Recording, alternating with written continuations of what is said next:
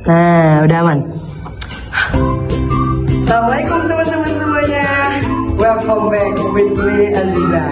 Hari ini Aziza dan juga Gania dan juga Safina, kita akan menjelaskan tentang osmosis dan juga difusi. Langsung aja. Nah, jadi teman-teman semua, aku bakalan jelasin dulu dari proses osmosis ya. Nah, osmosis itu adalah pergerakan molekul air dari konsentrasi zat yang lebih rendah menuju ke konsentrasi zat yang lebih tinggi. Nah, biar mudah nih, aku mau kasih tahu juga bahwasannya konsentrasi yang lebih rendah ini kita bisa sebut dengan hipotonik, dan juga konsentrasi yang lebih tinggi itu kita bisa sebut dengan maka konsentrasi yang lebih rendah itu dia akan mentransferkan molekulnya kepada konsentrasi zat yang lebih tinggi, yang mana itu kita sebut hipertonik, dan dia akan menjadi seimbang dan kita bisa menyebutnya sebagai hipotonik. Nah teman-teman, dan juga proses osmosis itu dia itu akan berbeda ketika di sel tumbuhan dan juga sel hewan. Nah aku bakalan jelasin terlebih dahulu dari sel hewan dulu ya. Yes. Nah, teman-teman semuanya, aku bakalan ngejelasin dulu nih di sel hewan. Jadi, di sel hewan itu, apabila sel tersebut berada di larutan hipotonik, maka karena sel itu dia di dalamnya itu memiliki larutan hipertonik, maka larutan-larutan hipotonik ini dia akan masuk ke dalam sel yang memiliki konsentrasi zat lebih tinggi, atau bisa kita sebut dengan hipertonik. Maka apa yang terjadi apabila ini terjadi? Maka sel itu akan menumpuk juga. Karena apa? Konsentrasi zat yang lebih rendah itu dia masuk ke dalam konsentrasi zat yang lebih tinggi, coy. Dan proses ini kita bisa sebut sebagai lisis. Nah, yang kedua, ya, kita langsung next saja yang kedua. Si sel ini memiliki larutan hipotonik dan lingkungannya adalah hipertonik. Apa yang terjadi? Yang terjadi adalah si sel akan kekurangan air karena air yang ada di sel ini dia bakalan keluar mentransportkan molekulnya kepada lingkungannya, yang mana lingkungannya adalah hipertonik. Maka yang awalnya tadi yang pertama kalau kita bahas tentang lisis, dia itu bakalan membludak. Di sini dia bakal mengkerucut, dan kita bisa sebut kondisi ini atau proses ini kita bisa sebut dengan krenasi ya. Dan apabila dia berada di lingkungan yang isotonik, maka mereka akan sama-sama seimbang nih antara lingkungannya dan juga selnya.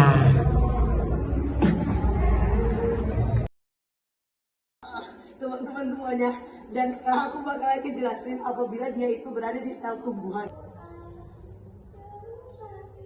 Nah, kondisi yang pertama itu adalah apabila dia berada di lingkungan yang hipertonik, guys. Nah, jadi apabila dia berada di lingkungan yang hipertonik, maka sel tersebut akan melepas membran selnya. Sehingga apa yang terjadi, coy? Maka yang terjadi adalah air yang ada di dalam sel ini dia bakal keluar ke lingkungannya. Dan sel ini bakal mengkerut. Dan dalam proses sel tumbuhan ini, kita bisa menyebutnya sebagai plasmolisis. Boom. Wait, maaf. Oh iya, jadi teman-teman juga kalau apabila sel tumbuhan itu dia berada di lingkungan yang hipotonik, maka air-air atau kandungan-kandungan zat yang berada di lingkungan tersebut dia bakal masuk ke dalam sel, dan juga apa yang terjadi? Maka sel itu dia akan mengembang, dan kalau dia mengembang dia bakalan overdosis, coy. Dan proses ini kita bisa sebut sebagai tergit. Nah, apabila lingkungan itu dia berada di yang seimbang-seimbang aja nih, jadi konsentrasi antara sel dan juga di lingkungan itu adalah sama, maka itu kita bisa sebut sebagai isotonik, coy, lingkungannya. Jadi dia bukan hipertonik atau bukan hipotonik, coy. Jadi dia isotonik. Ya, intinya gitu deh. Bye bye. Nah, pokoknya itu penjelasan aku tentang osmosis. Habis ini teman-teman aku yang namanya Sabina mau ngejelasin tentang difusi. Jadi tetap nonton ya, awas kalau nggak nonton ya. Mau tidur dulu ya, nanti kalau mereka udah selesai baru aku kasih closing, oke? Nah, sekarang Dania bakal jelasin apa itu difusi.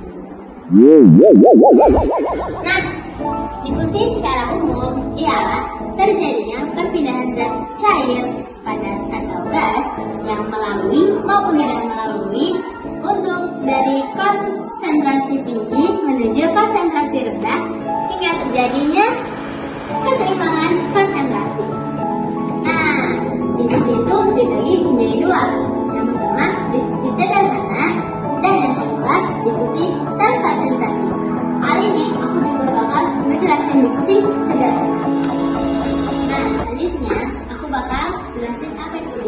sederhana. Nah, secara rincinya difusi sederhana itu difusi yang terjadi secara langsung, tapi dia tanpa bantuan protein pembawa. Oke, dan aku juga bakal kasih contoh sehari-hari difusi sederhana. Kita pertama, yaitu kita semakin masuk nih ke satu ruangan. Nah, dia bakal menciptakan harum yang kuat. Lalu, jika kelamaan, dia bakal melemah, yaitu wanginya. Konsentrasi tinggi menjadi konsentrasi rendah. Nah, contoh yang kedua, yaitu ketika kita menyeduh teh celup.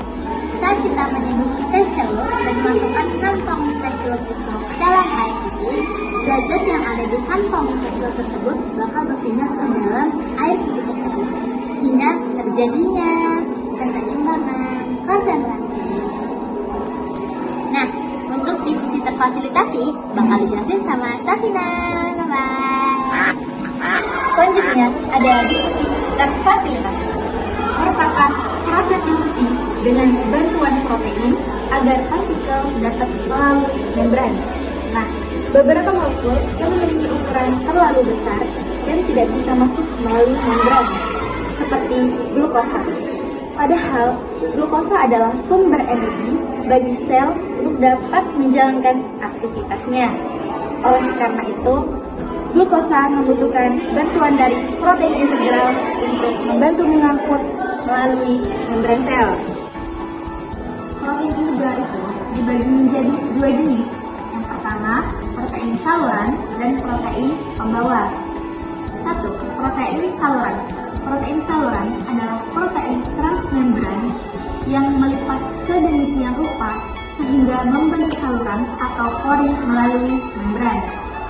Nah, jadi setiap saluran tersebut bersifat khusus untuk satu zat-zat tertentu. Contohnya, aquaporin yang memungkinkan air masuk melalui membran dengan kecepatan yang sangat tinggi. Nah, yang kedua ada protein pembawa. Protein pembawa biasanya spesifik untuk molekul-molekul tertentu. Jadi, protein pembawa digunakan untuk molekul yang berukuran terlalu besar. Contoh protein pembawa adalah GLUT. Jadi, protein pembawa akan berbentuk ketika memindahkan molekul melintasi membran sel. Jaja bangun Za, udah selesai Za. Selesai.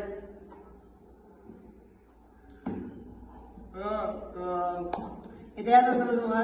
Enggak, kita harus semangat. Oke, itu ya teman-teman semua. Mungkin itu aja penjelasan dari kita tentang osmosis dan juga difusi. Ya, semoga kedepannya kita bakalan bisa ngejelasin dengan lebih baik lagi. Kalau kita ada salah kata atau misalnya kalian nggak paham sama penjelasan kita, langsung aja komen di bawah ini ya. Bawah mana? Ya intinya kalian komen deh. Ya langsung ngomong ke depan orangnya nggak apa-apa. Ya, gitu. Ya, semoga kalian suka sama videonya dan semoga menghibur dan juga menginspirasi dan juga mengedukasi. Mungkin sekian dari kami. Wabillahi taufiq wal hidayah waridha wal inayah. Wassalamualaikum warahmatullahi wabarakatuh. Salam cerdas generasi emas 2045. Selete.